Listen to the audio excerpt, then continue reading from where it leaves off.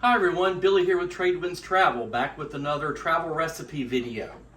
We were on the Cunard Queen Victoria a few months ago, and on there we had afternoon tea every day, just like they do in Britain. It was wonderful. And their scones were absolutely delightful. They were very light and airy, and so I want to make this recipe for you today. They gave us the recipe, and so I want to make this, show you how we make this. So I have to admit, I tried this the other day first, and I did it in a food processor, and it really didn't work. They came out very dense and very southern biscuity tasting. So I'm going to do it by hand today to show you how that's done. Before we get started, kindly give this video a thumbs up, hit the subscribe button, and ring the bell to stay updated on more mouth-watering dishes. So the first thing we do is we take 500 grams of flour. Now that's about 3.5 or so cups, and I did measure it out because the recipe is in grams. So I wanted to get it exactly right. And it's 25 grams of baking powder. Just add all of that in. And 75 grams of sugar.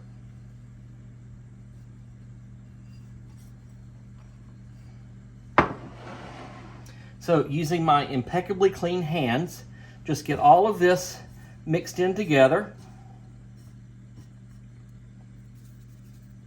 And now we add in a stick of butter. Now this is a stick and about a tablespoon because the numbers in grams were a little bit more than a stick. So just get your hands in there, and what you want to do is you just want to crumble up the butter into the flour to get it all mixed in. If the butter is cold, like mine is, it's going to take a little bit longer until your warm hands start to melt it a little bit.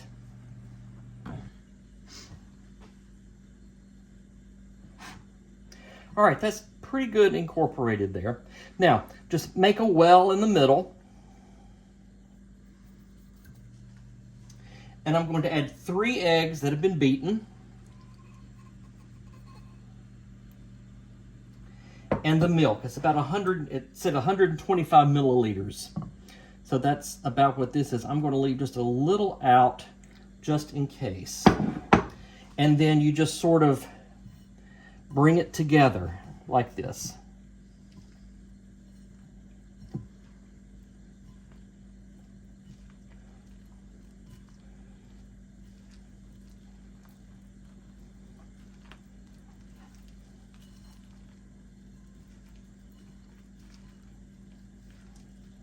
You don't want to overwork this. Just really combine it and then get until it all comes together and forms a ball.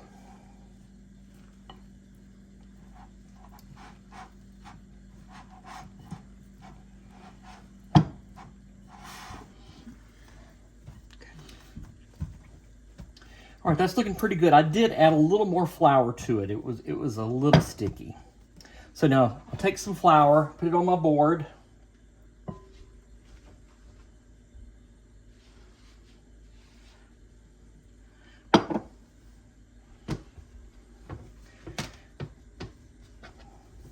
Now you're not really kneading this, you're just sort of mixing it together one more time.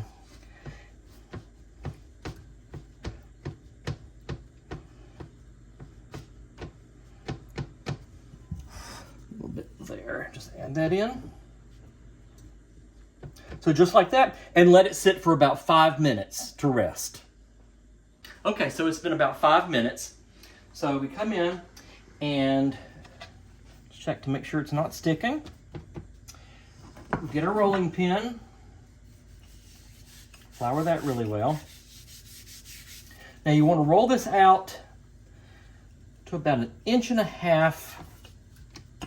to 2 inches thick because we want really tall scones.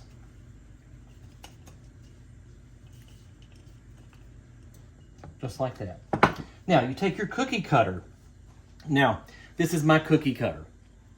I looked everywhere. I've got Christmas trees and snowmen and candy cane and shamrock and any other type of cookie cutter, but not a round one. So if you don't have one, just use a glass. Just dip into your flour You just come in.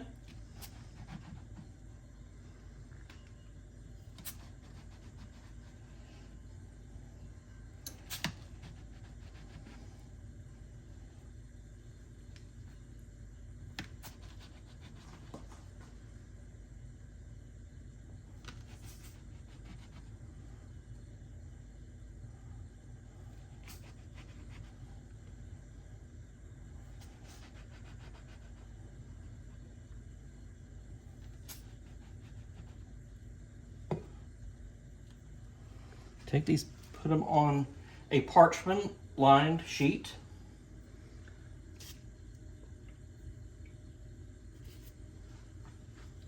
You do want them close together, but not touching.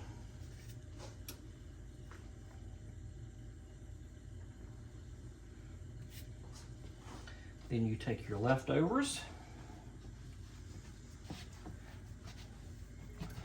bring them back together again.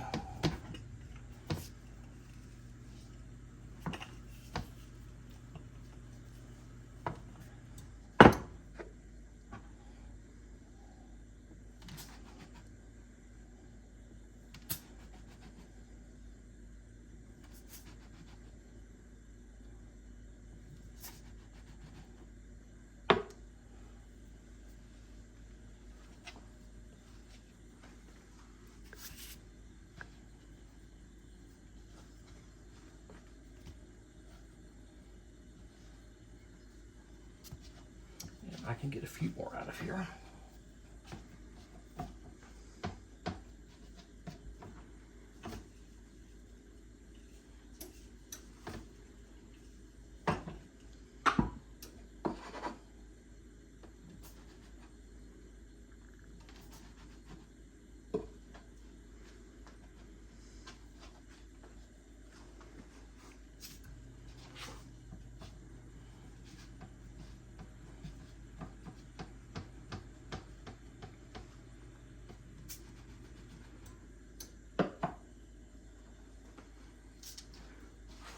And this one's for the cook. So let me arrange these just a little bit better here. Very close, but not touching. Because they will rise pretty high, and they do have a tendency to fall over. So when they're close together like this, they sort of fall onto each other and don't completely turn almost upside down. Just like that. Okay. Now, take one egg, beat it up, and then brush the tops.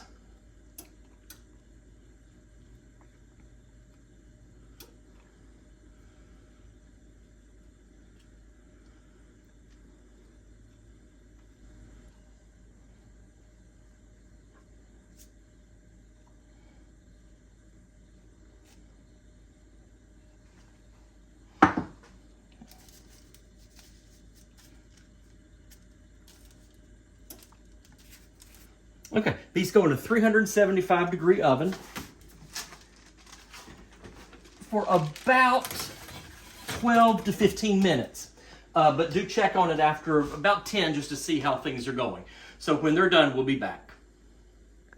Okay, these are ready to come out of the oven.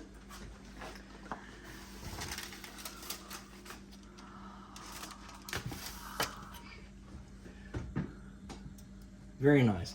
Remember, that was the one for the cook. So you see how they're sort of shiny on top? That was what the egg wash does. Now, when you get them out of the oven, you need to put them on a rack. See how they do not stick?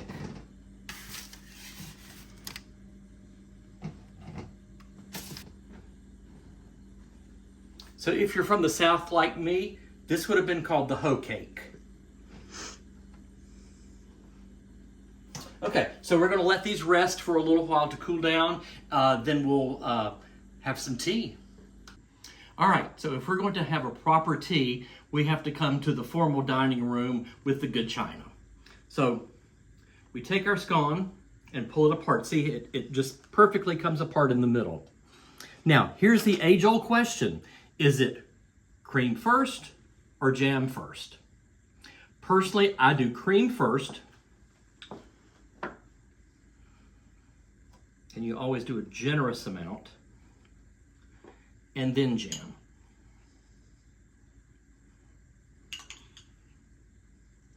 For me, if I put the jam first and then the cream, when I put it on there, the cream tends to fall off. So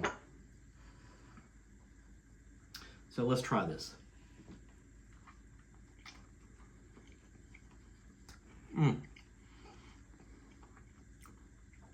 Delicious.